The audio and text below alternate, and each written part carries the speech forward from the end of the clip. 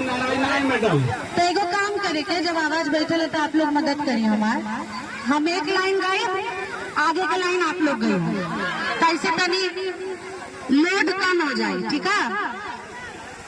तो 25 मई के नहा धो के अपना अपना मतदान केंद्र पर जाए के है और उसके बाद सीधे कमल का बटन दबाना है, सीधे कमल का बटन दबाना है, बस ऐसे ही सीधे कमल का बटन दबाना है, निरहुआ जी को जिताना है, सीधे कमल का बटन दबाना है, उन्हें संसद भवन पहुंचाना है। काहे पहुंचाना है?